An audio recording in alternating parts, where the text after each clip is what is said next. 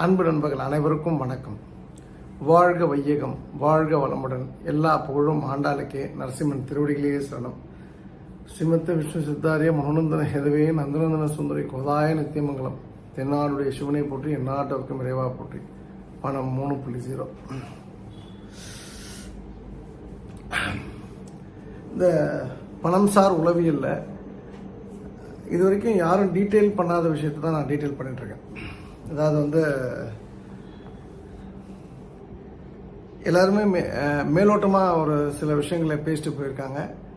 நான் கொஞ்சம் டீட்டெயில்டாக நம்ம மக்களுக்கு புரியக்கூடிய வகையில் புரிய ஏதுவான ஒரு விஷயத்தை நான் பேச ஆசைப்படுறேன்.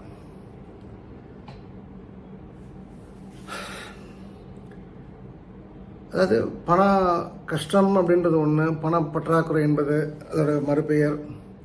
பணம் நிறைய வரணும், பணம் நிறைய சேரணும் அப்படின்றதெல்லாம் மக்களுக்குள்ள ஒரு காயோட ரெண்டு பக்கம் எப்படி இருக்கோ அது போல் மக்களுக்கு ரெண்டு விஷயங்களாக பார்க்கப்படுது. நான் சொல்கிற விஷயங்களை நீங்கள் ஃபாலோ பண்ணிங்கன்னா பணப்பற்றாக்குறை நிச்சயமாக நீங்கும்.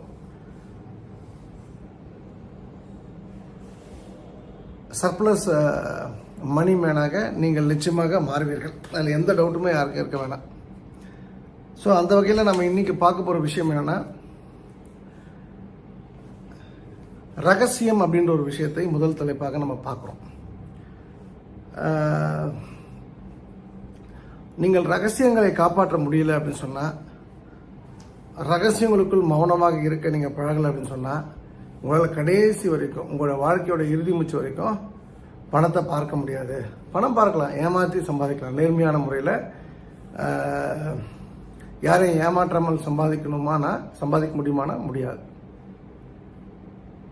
ரகசியம் அப்படின்னும்போது ஒருவருக்கு மட்டுமே தெரிஞ்ச விஷயம் தான் ரகசியம். இன்னொரு ஆளுக்கு தெரிஞ்சாலும் அது ரகசியம் இல்லை. அப்படி இன்னொரு ஆளுக்கு ஒரு விஷயம் நம்பிக்கையின் பேரில் பகிரப்படுகின்றது அப்படின்னா, அவர் அந்த சொன்ன நபருக்கு அந்த ரகசியத்தை யார்கிட்ட சொன்னோமோ அவர் மேலே உள்ள நம்பிக்கையின் பேரில் தான் அதை சொல்கிறாங்க. அந்த நம்பிக்கையை நீங்கள் காப்பாற்றலை அப்படின்னு சொன்னால் யூஆர் ஃபினிஷ்ட். நீங்கள் உயிர் வாழ்றதுல அர்த்தமே இல்லை. இப்போ எனக்கு என் லைஃப்பில் நடந்த ஒரு சின்ன விஷயம். ஒரு மிகப்பெரிய இடம், அது ஒரு விவிஐபி அப்படின்னு வச்சுக்கலாம். சமுதாயத்தில் ஒரு விஷயம் பேசப்படும்போது அங்கே ஒரு 7 பேர் இருக்காங்க. அந்த குடும்ப உறுப்பினர்கள் அல்லாமல், குடும்ப உறுப்பினர்கள் சொல்வதற்கு வாய்ப்பு இல்லை வெளியில் சொல்வதற்கு. ஸோ 7 பேரில் யாராவது ஒருத்தர் தான் சொல்லியிருக்கணும். அந்த விஷயம் லீக் ஆகிடுது. அந்த செலிபிரிட்டி சோகால் விவிஐபி என்ன சொன்னார்னா, 7 பேரில் 6 பேர் தான், சொக்கலிங்கத்தை விட்டுருங்க அப்படின்னு சொல்லிட்டார். சொக்கலிங்கம் சொல்லியிருக்க வாய்ப்பே இல்லை. நானே ஏதாவது போதையில் சொல்லியிருந்தால் தான் உண்டு. சொக்கலிங்கத்துக்குலாம் விஷயம் வாங்க முடியாது. ஸோ சொக்கலிங்கம் சொல்லியிருப்பதுக்கு வெளியில் போய் சொல்லியிருப்பதுக்கு வாய்ப்பே கிடையாது அப்படின்னு சொல்லிடுறாரு. மிச்சம் 6 பேர். அவர் சொன்னது போலவே அந்த 6 பேரில் ஒருத்தர் தான் விஷயத்தை லீக் பண்ணியிருக்காங்க. இது என்ன நான் பெருமைப்படுத்துறதுக்காக நான் சொல்லலை. என்ன நான் சும்மா சுயத்தம்பட்டு அடிக்கிறதுக்காக சொக்கலிங்கம் நல்லவர் வல்லவர் அப்படின்னு ஒரு ரசிகர் மன்றம் போர்டு வைக்கிறதுக்காக நான் சொல்லலை. நான் அப்போ எந்த அளவுக்கு அந்த நம்பகத்தன்மைக்கு ஒரு எடுத்துக்காட்டாக அவங்கள்ட்ட நான் இருந்துருப்பேன்றதை பாருங்கள். நீங்களும் அப்படி தான் இருக்கணும். இது ஏதோ இன்னைக்கு ஒரு 1000 ரூபாய் எனக்கு யாரோ ஒருத்தர் 2000 ரூபாய் சும்மா கொடுத்துட்டு போகிறேன்னா அதுக்கு பின்னாடி பெரிய உளவியல் சார்ந்த மாற்றங்கள், என் வாழ்க்கையில் நடந்த மாற்றங்கள் இருக்கு. கேட்குற விஷயங்களை அப்படியே சொன்ன காலங்கள்லாம் உண்டு. இப்போ கேட்குற விஷயங்கள் குறைவு. அப்போ நிறைய கேட்பேன், இப்போ நான் குறைவாக கேட்குறேன். கேட்டாலும் உடம்பை நான் உன்னை துண்டாக வெட்டிடுவேன் அப்படின்னு சொன்னால் கூட வார்த்தை வராது. மூச்சு ஒன்றா வரலாம் வாயிலிருந்து, ஆனால் வார்த்தை வராது. அந்த ரகசியங்கள் வெளில வராது. அதுதான் என்னுடைய தனி சிறப்பு. இப்போ என் கதையில் சம்பந்தப்பட்டவர் ரொம்ப தெளிவாக முடிவெடுத்தார். சொக்கலிங்கம் சொல்லியிருக்க வாய்ப்பு இல்லை, ஆனால் அவர் விட்டுருங்க, அவரெல்லாம் இதில் சேர்க்காதீங்க. மிச்சம் 6 பேரில் யாருன்னு பாருங்கன்னாங்க. கண்டுபிடிச்சாங்க. அதே போல் சமீபத்தில் நெய்வேலியை சேர்ந்த நண்பர் ஒருவர் நண்பர், சிறந்த நண்பர்னு சொல்ல மாட்டேன், நண்பர் அவ்வளோதான். சிறந்த நண்பராக இருந்து ஒரு நண்பராக மாறி இருக்கார் இப்போ. அவர் வந்து ஒரு விஷயத்தை லீக் பண்ணுறார். அந்த லீக்கேஜ் வந்து நான் கண்டுபிடிக்கிறது ரொம்பலாம் சிரமப்படலை.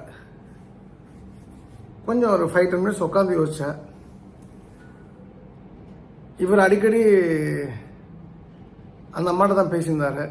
ஸோ அந்த அம்மா நம்மளை கூப்பிட்றாங்க. அப்போது நம்ம ஆள் தான் வந்ததுக்கு காரணம். அங்கே வந்து இதுக்கு முன்னாடி சம்பவத்தில் சொக்கலிங்கம் இருக்க வாய்ப்பே இல்லை. அடித்து ஆணித்தரமாக அவங்க முடிவெடுத்து தான் வந்து செயல்பட்டாங்க. இங்கே அடித்து ஆணித்தரமாக நான் முடிவெடுத்தேன், இவர் தான் சொல்லியிருப்பார் அப்படின்னு சொல்லிட்டு. அதே போல் நான் ஏற்கனவே சொல்லியிருக்கேங்க. நான் அவர்கிட்ட ஃபோன் பண்ணி கேட்டது, நீங்கள் சொன்னீங்களான்னு கேட்கல, ஏன்பா சொன்னேன் அப்படின்னு கேட்டோன்னே அந்த வார்த்தைகள் தடுமாறி இனிமேல் பண்ண மாட்டேன் அப்படின்னு சொல்லி சொன்னாப்புல. விஷயம் அதான் இல்லை. நீங்கள் ஒரு பணத்தை நோக்கிய பயணத்தில், ஒரு நிம்மதியை நோக்கிய பயணத்தில் இது போன்ற ஆட்களுடன் நீங்கள் பயணப்பட முடியாது. நீங்கள் நண்பர்களாக இருக்கலாம், பார்த்தா கட்டி பிடிச்சிக்கலாம், முத்தம் கொடுக்கலாம், நல்லா பேசிக்கலாம், ஊட்டி விட்டலாம், சாப்பிடலாம், அவ்வளோதான், அதோட சரி. அவங்கள வந்து காரியத்துக்கு அவங்கள வந்து நீங்கள் கூட சேர்க்க முடியாது. அவங்க வந்து ஒரு எக்ஸ்டர்னல் ஒரு ஃபோர்ஸ், அவ்வளோதான். அவங்கள நீங்கள் இன்டர்னல் ஃபோர்ஸாக நீங்கள் மாற்றணும்னு ட்ரை பண்ணிங்கன்னா நீங்கள் சங்கடப்பட்டுருவீங்க. அப்போ என்னை பொறுத்த வரைக்கும் அவருக்கு நான் ஒரு நல்ல ஒரு இடம் கொடுத்துருந்தேன். Miss the opportunity. அப்போ அவர் வந்து நல்ல நண்பர் அப்படின்ற லிஸ்ட்டில் இருந்து நண்பராக மாறிட்டார். நான் அப்போது இதில் நீங்கள் புரிஞ்சுப்பீங்க, இதில் யாரால் பணத்தை ஈர்க்க முடியும், யாரால் பணத்தை ஈர்க்க முடியாதுன்னு. பண ஈர்ப்புக்கும் ரகசியம் காப்பதுக்கும் சம்மந்தம் இருக்கா அப்படின்னு சொன்னால், ரகசியம் எப்படி அப்படியே பிடிச்சி வச்சுருக்கணுமோ அதே போல் பணத்தையும் பிடிச்சி வைக்கக்கூடிய ஆற்றல் இருக்கணும். பிடிச்சி கட்டுக்கட்டாக இந்த மார்வாடிஸ்லாம் போடுவாங்க இல்லையா, எங்கேயாவது புதைச்சி வச்சுருக்கணும், அப்படி நான் சொல்லலை. பணத்தை காப்பாற்றக்கூடிய, அதை பிடிச்சி இறுக்கி காப்பாற்றக்கூடிய ஒரு ஆற்றல் இருந்தால் தான் பணமும் வரும். இது யாருமே சொல்லலை. இது நான் சொல்கிறது சத்தியமான உண்மை. நீங்கள் ஃபாலோ பண்ணி பாருங்கள். நான் சொல்கிறது உண்மையாக பொய்யன்றது உங்களுக்கு புரியும். இரண்டாவது, நம்ம இன்னைக்கு நம்ம எல்லாருக்குமே வந்து செல்ஃபோன் இருக்கின்றது. செல்ஃபோன் இல்லாமல் யாருமே இல்லை. இந்த செல்ஃபோனை ஹேண்டில் பண்ணுறதை வச்சே வந்து ஒருத்தனுடைய ஒருவனுக்குள்ள அந்த மணி அட்ராக்ஷன் ஸ்கில்லை வந்து நம்ம கண்டுபிடிச்சிடலாம். ஸோ இதை வந்து இப்படி ஹேண்டில் பண்ணால் பணத்தை ஈர்க்க முடியுன்றதான் அதுக்குள்ளே புதைந்திருக்கக்கூடிய உண்மை. சொக்கலிங்கம் 98க்கு முன்னாடி நீ வந்து செல்ஃபோனை பார்த்துருக்கேன்னா நான் பார்க்கல. செல்ஃபோன் வந்தாச்சு, வந்ததுக்கப்புறம் அதுலேருந்து நம்ம கான்செப்டை டெரைவ் பண்ணுறோம். Very simple. ஸோ நதிமுள்ள ரிஷிமுள்ள கேள்விகள்லாம் வேண்டாம். அப்போது ஒரு ஃபோன் வருது. அந்த ஃபோன் உங்களுக்கு பிடிக்காதவன், உங்களை அசிங்கப்படுத்தியிருப்பான், அசிங்கப்படுத்த போகிறான், கேவலப்படுத்த போகிறான், கடன் கொடுத்தவன் வந்து கடனை திருப்பி கேட்பான், உங்கள் சம்பந்தியாக இருக்கலாம், ஏதோ உங்களை சண்டை போட போகிறாங்க, அக்கா தங்கச்சி யாராக இருந்தாலும் சரி, நாக்கை பிடுங்குற மாதிரி கேள்வி கேட்க போகிறாங்க. அவங்க அந்த ஃபோன் எடுத்தால் நமக்கு அவங்க கேட்குற கேள்விக்கு நம்ம கிணத்துல தான் சாகணும். எது வேணால் இருக்கட்டும். ஒரு ஃபோனுடைய 3வது ரிங்குக்குள்ளே நம்ம ஃபோன் எடுக்கணும். ஃபோன் அடிக்குது, ரிங் வருது, 3வது ரிங்குக்குள்ளே நம்ம அந்த ஃபோனை எடுக்கணும். என் நண்பர்கள் நிறைய பேருக்கு ஒரு பழக்கம் உண்டு. நான் யாரையும் குறிப்பிட்டலாம் சொல்லலை, 30 ரிங்கு ஆனால் கூட ஃபோன் எடுக்க மாட்டாங்க. அப்போ நான் தெரிஞ்சுப்பேன், ஓகே இவங்களுடைய குணாதிசயம் இப்படி அப்படின்னு சொல்லிட்டு. அதில் சில ஜென்யூனான ரீசன் இருக்கலாம். அவங்க வந்து மீட்டிங்கில் இருந்திருக்கலாம், என்னை விட மிக முக்கியமான சிறப்பு வாய்ந்த அதிமுக்கியமான மீட்டிங்காக இருக்கலாம், முக்கியத்துவம் வாய்ந்த மீட்டிங்காக இருக்கலாம், ஹாஸ்பிட்டலில் இருந்திருக்கலாம், மயானத்தில் இருந்திருக்கலாம், கல்யாண வீட்டில் இருந்திருக்கலாம். ஸோ எக்ஸப்ஷன்லாம் உண்டு. ஆனால் அலர்ட்னஸ் 24/7 அலர்ட்டாக இருக்கணும். ஃபோன் அடிச்சதுன்னா அந்த 3வது ரிங்குக்குள்ளே ஃபோன் எடுக்கணுன்றதை ஒரு உறுதிமொழியாக வச்சுங்க. நம்பர் 2, எந்த காலகட்டம் எந்த சூழ்நிலையும் ஃபோனை அவாய்ட் பண்ணாதீங்க. யாராக இருந்தாலும் என்ன அசிங்கப்படுத்துவாங்களே, என்ன பண்ண முடியும்? இப்போ வந்து உங்களை வந்து கெட்டவன்னு ஒருத்தன் ப்ரூவ் பண்ண போகிறான்னா அவன்கிட்ட இருக்க ஆயுதம் அதுதான். அது ஒன்ஸ் ப்ரூவ் பண்ணிட்டானா அதுக்கப்புறம் அவன் என்ன ஆயுதத்தை வச்சு உங்களை மிரட்ட முடியும்? ஸோ அதனால் நீங்கள் ஃபோனை எடுக்காமல் இருக்கிறதுல வந்து எந்த பிரயோஜனமும் இல்லை. யாராக இருந்தாலும் தைரியமாக ஃபோனை எடுத்து பேசுங்க, பயப்படாதீங்க. இந்த உலகத்தில் வந்து தவறு செய்யாத, தப்பு செய்யாத மனிதர்கள் கிடையாது. அப்போது நீங்கள் ஒரு கடன் வாங்கிட்டீங்க, அந்த கடனை திரும்பி கொடுக்க முடியலன்றது வந்து பெரிய பஞ்சமாக பாதகம்லாம் கிடையாது. பணம் கொடுக்கணும். அதுக்காக அவனை நம்ம பொண்டாட்டியோ நம்ம பிள்ளைங்களை திட்டத்துக்குலாம் அவனுக்கு யாரும் ரைட்ஸ் கொடுக்கல. ஸோ தைரியமாக இருங்க, பி கான்ஃபிடென்ட். இது ஒரு பணம் கொடுத்தவருடைய கதையினால இந்த விஷயத்த சொல்கிறேன். நம்பர் 3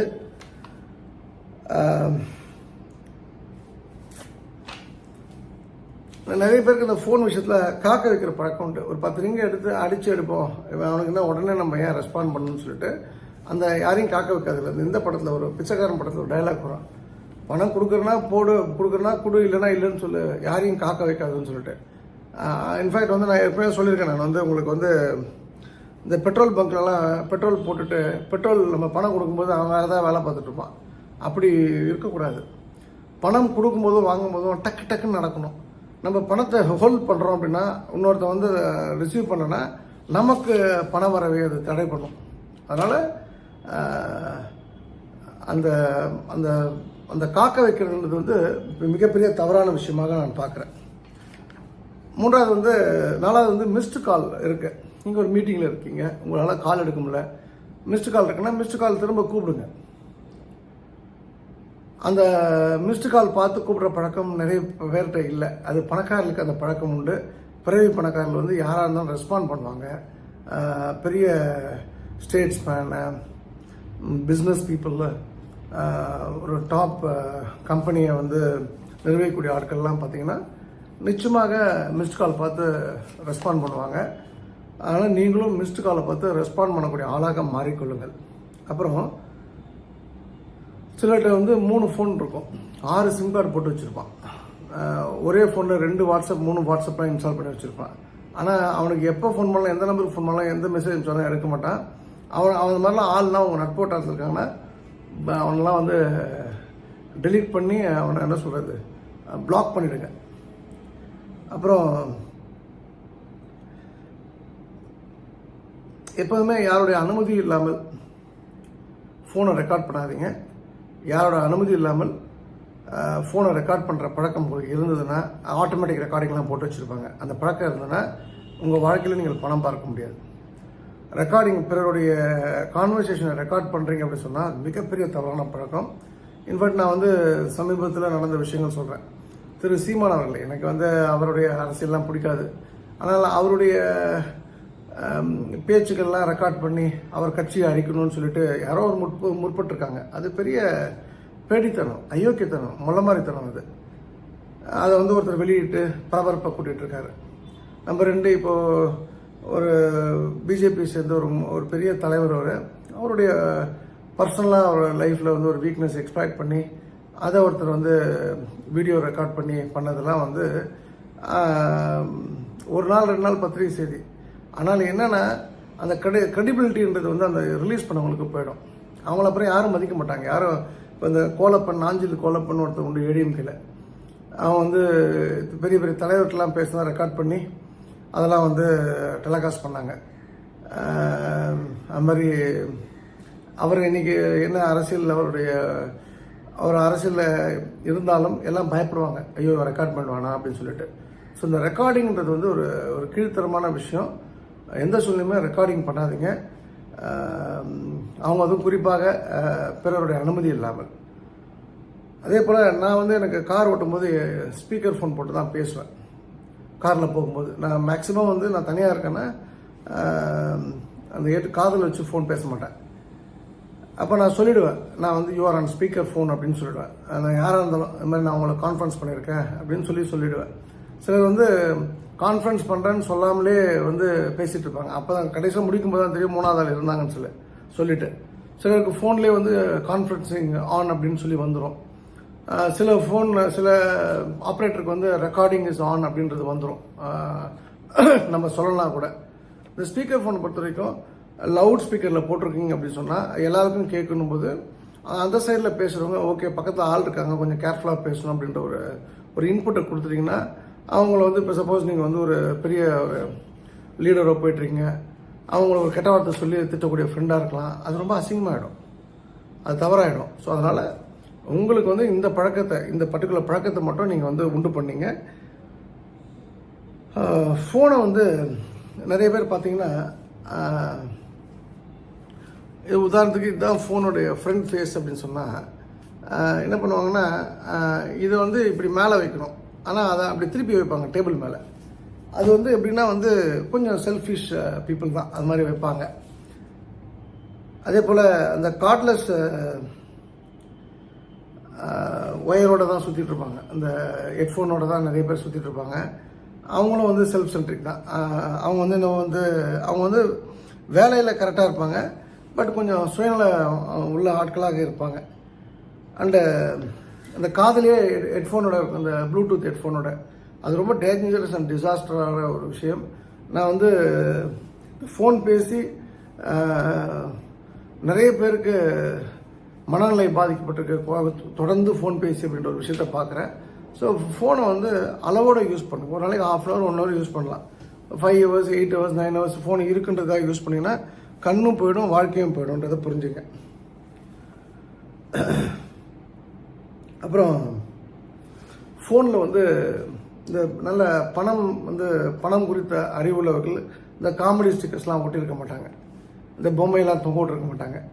அது சின்ன பிள்ளைத்தனமான ஒரு விஷயம், அதெல்லாம் அவங்க பண்ண மாட்டாங்க. அப்புறம் வந்து நல்லா விவரம் உள்ளவர்கள் பணத்தை இலகுவாக அட்ராக்ட் பண்ணக்கூடிய பார்த்தீங்கன்னா அந்த சார்ஜ் போட்டுட்டு பேச மாட்டாங்க. டெஃபரெண்டாக நீங்கள் சொல்கிறேன், நான் திரும்ப சொல்கிறேன், ஹெட்ஃபோன் தொங்க போட்டு அலையாதீங்க. அது ரொம்ப டெட்லி பேட் ஹேபிட். எப்போ பார்த்தாலும் ஹெட்ஃபோன் அவங்க பார்த்தீங்கன்னா இப்படியே தொங்கிட்டே இருக்கும், டக்குன்னு இப்படி போட்டுப்பாங்க, அப்படின்னு இப்படி காதை சொல்லி பேசிப்பாங்க. அவங்களாம் கடைசி வரைக்கும் பணத்துக்கு கஷ்டப்படுவாங்க.